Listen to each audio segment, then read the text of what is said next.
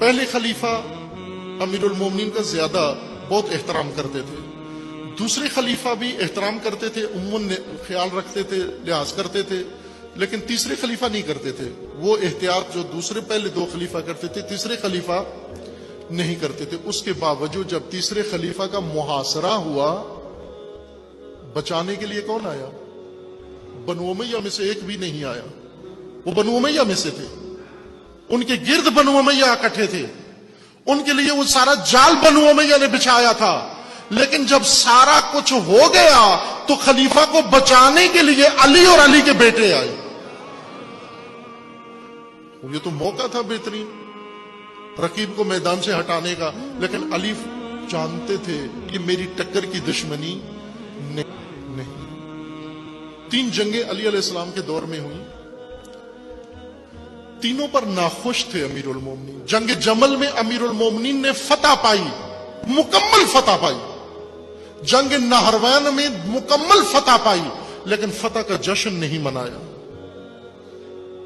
فتح پائی لیکن جشن کیوں نہیں منایا، بلکہ افسوس کیا، ان کی لاشوں پر کھڑے ہو کر افسوس کیا کہ اے کاش تم نہ آتے میرے مقابلے میں، اے کاش مجھے مجبور نہ کرتے، اے کاش میں نہ لڑتا تمہارے ساتھ جنگ، اے کاش تم میں عقل آ جاتی۔ توجہ فرمائے، امیر المومنین نے خلفاء کے دور میں زیادہ زندگی امیر المومنین کی خلفاء کے دور میں گزری ہے۔ 25 سال گزرے ہیں، 3 خلیفہ کی حکومت تھی۔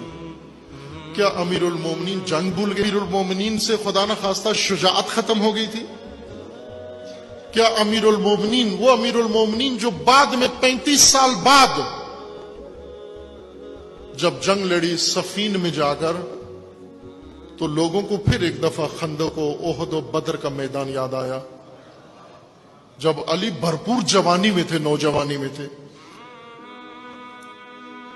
اس طرح سے جنگ لڑی۔ لیکن اس دوران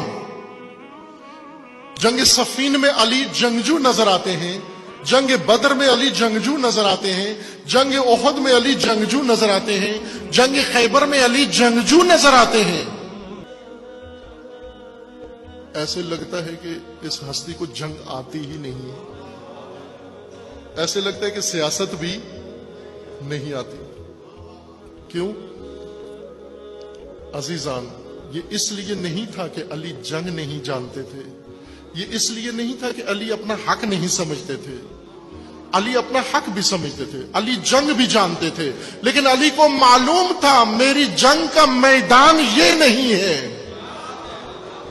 میں نے اپنوں سے نہیں لڑنا ہے، میں نے رسول اللہ کے ساتھیوں سے نہیں لڑنا ہے۔